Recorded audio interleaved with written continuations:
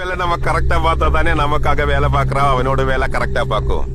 சத்தியமா சொல்றேன் சாரு, நான் இது சும்மா ஹாபிக்காக பண்ணல, 100% ப்ரொஃபஷனல். மீது பூவாகட்டா